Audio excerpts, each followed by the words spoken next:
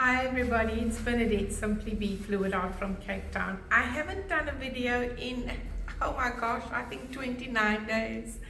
And I really do apologize to you all. I know that you come back to my page and you want to find something new. But I've been struggling with my health actually, and I've also been quite busy with family stuff. So I've developed a hemifacial spasm in the right side of my face. And even though it's painless, it does affect my confidence. It affects my ability to communicate because I'm so aware that my face is pulling. So I've been placed on epilepsy medication, Daganol, that I take 3 times a day, and I'm using that for 4 days now, but it's still not helping. So if any one of you has got a remedy or something that I can do to alleviate the spasms in my face, even though it is painless, as I said, I do feel that my ear has got a lot of pressure. There's pressure in my ear. So I'm continuing with my classes in my studio. As you can see, I've just had a class with the jellyfish, and I feel a little bit inspired. So I want to do a jellyfish for you today. So I hope that you stay with me, stay a while, stick around. And if this is the first time for you watching, please subscribe to my channel and join my family. You're really gonna help me out. Thanks everyone, take care until I speak to you again. Bye. So I use a blow dryer to create the different levels. I'm working on a 40 by 50 centimeter canvas, nice and big. I'm also using a pastry brush, that's a silicone pastry brush, and I'm ready to lay down my paints. I start with a really deep part of the ocean, and I've laid down a Prussian blue, and that color that I'm swirling around the edges is a Van Dyke brown. I'm going to blend the two, trying to really keep a lot of that Van Dyke brown along the edges, because that brown is going to form the backdrop for my coral reef. So it's going to represent the rocky outcrop that the coral is going to grow from, and that Prussian blue represents the deep ocean water. So I'm putting you on a higher speed so that we get through this process a little bit sooner or faster, because it does take quite some time in real time. I've probably taken about 20 minutes in total to get the blending right, using both the blow dryer and the pastry brush. The color I'm laying down is a phthalo blue. Now we're going to work our way up to the surface of the ocean, where the water becomes a little bit lighter because of the sunlight that seeps through. That is a greenish blue, also called Viridian, and I'm blending that into the phthalo blue, some of it into the phthalo blue. And right at the top of the surface is the turquoise. You can also use, what's the color? A dark sky. I like to use the turquoise. And I'm also blending some of that Viridian into that turquoise. So the paint on the canvas is a thin mix. You want something that represents some melted ice cream. What I'm doing now is I'm grabbing some cling wrap, or what we call saran wrap. And this is a perforated one, so it comes off. You can just tear it off easily, scrunching it up. That is going to be my tool that I will use to create the coral along the edges on top of that Van Dyke brown.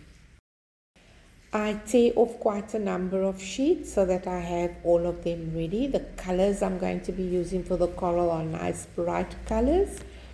I've got some turquoise, bright yellow, hot pink, got a magenta, an orange, a lime green, all the nice bright colors.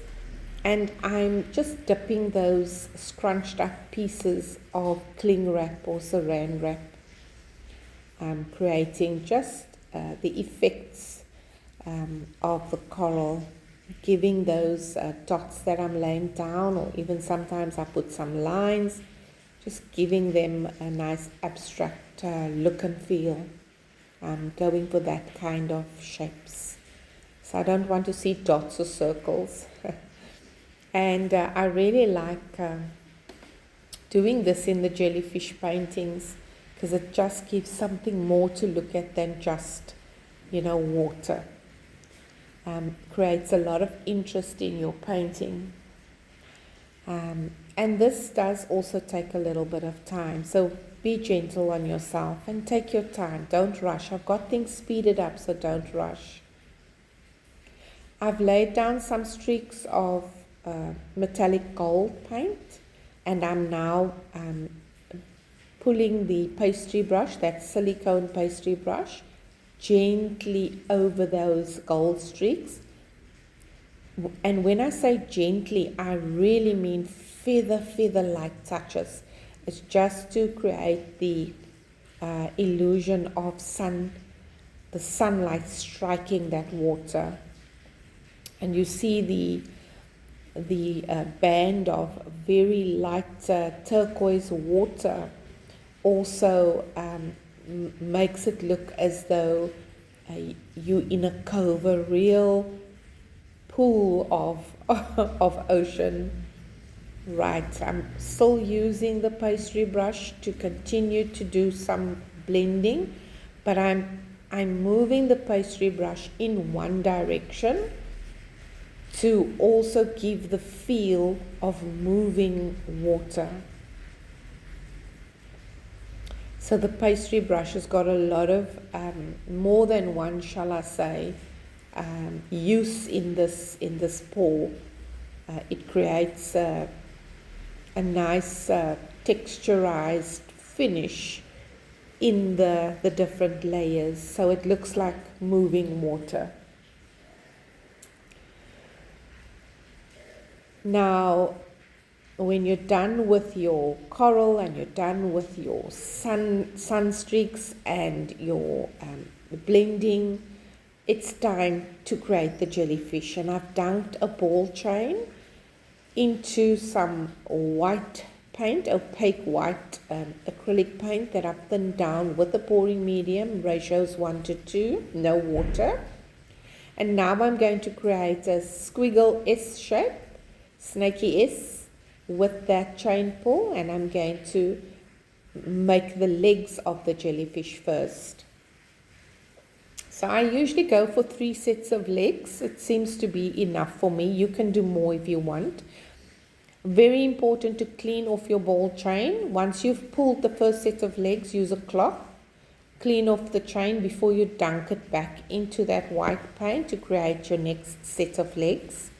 Every time you pull that chain off the canvas, you have to clean it off, or you're going to be pulling in, a lot of muddied paint. And you want your legs of your jellyfish to be nice and white, crisp white. So you decide, what you want to see on your canvas. And here I'm just pulling jellyfish legs, giving the impression that there's a jellyfish swimming off the canvas, but literally giving the impression that there's a lot more jellyfish around. So I'm doing the hood. The hood is just a half circle shape, half moon shape. Letting the paint run off my craft stick, and I'm going to be using a straw now to shape that hood. So once I've drawn or let the paint create that shape of that half moon, I'm now blowing into the paint to fill up a dome, right? So that white paint is now being spread with the with me blowing through that straw to create a dome shape. And then I'm using my craft stick again to outline that dome shape and really make it stand out and on the canvas.